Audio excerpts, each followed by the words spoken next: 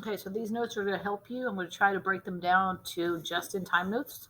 Hopefully you watch the video just in time to do the problems. All right, so here's notes. There's a little hint by that. So what we're going to talk about is just how do you find the sides of similar triangles when we give you some algebra stuff. So here's your steps that you're going to do. Let me slide that up. It's kind of blurry when I move it.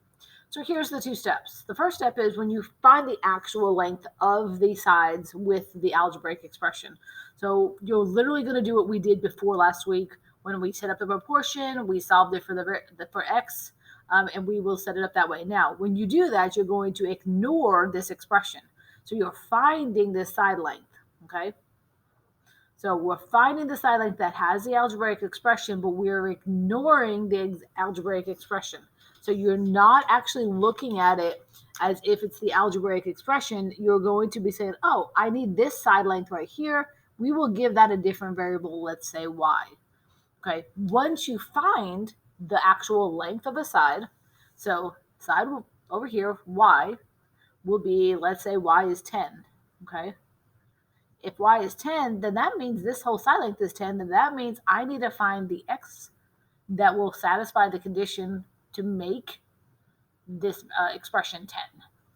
Okay, so then, okay, so actually you're going to find, and then you're going to set it equal to that algebraic expression. So now you're going to take that 10 you just found and set it equal to 2x minus 1, for instance. Okay, and again, that was just an example. All right, so let's put it into action. Let's look at example 1.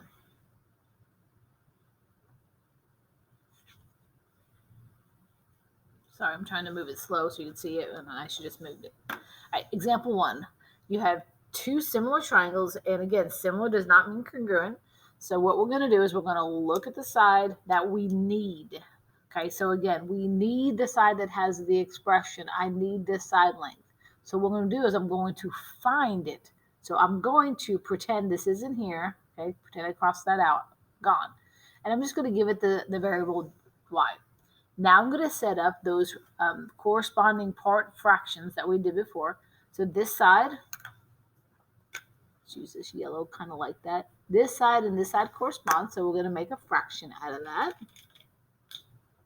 I don't have a yellow pen, so I'll do 12 divided by 18. Set it equal to. And then I'm going to do this side, which is 10, and that's equal to the y side. Okay.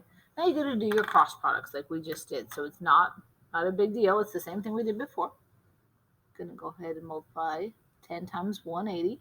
Sorry, 10 times 18, which is 180. Sorry, just thinking. Equals 12 times y, 12y. Right? Divide both sides by 12. 180 divided by 12 is 15, and that's going to equal y. Now, y is this side length. That's the whole length of the side.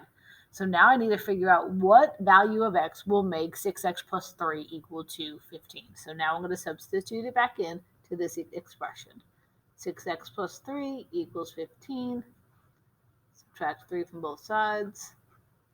6x equals 12. Divide both sides by 6.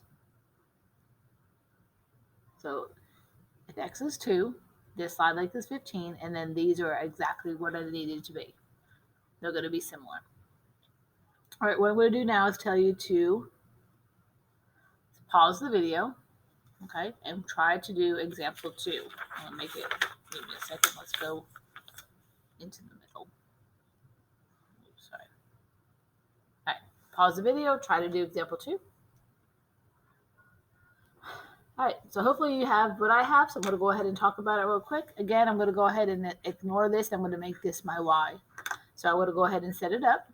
The corresponding sides, 18 is to y, so 18 over y will be equal to, go a different color here, sorry, would be the 9 and the 8, so it's going to be 9 over 8. So again, 18 over y, 9 over 8, left, right, in corresponding sides.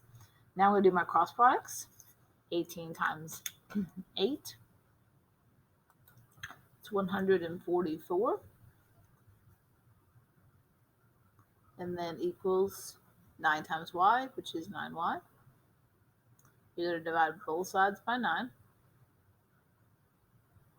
Okay, and I'm left with 144 divided by 9, which is 16.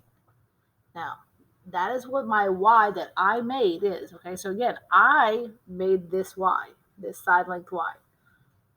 Now what I'm going to do is I'm going to set this expression, 15x plus 1, I'm going to set the expression equal to what I found the side length to be, which is 16.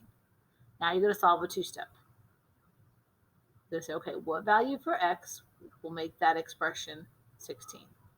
So subtract off the 1, divide both sides by 15, and the answer will be x would have to be 1 for this to occur. Then you have your answer. You would tell me that x equals 1. Make sure there's a box there to type it in. All right, if you have questions, bring them into the class if you're in person. If not, you need to try to get with me sometime on Wednesday or send me a message and I'll try to send you another video on some of this. All right, guys.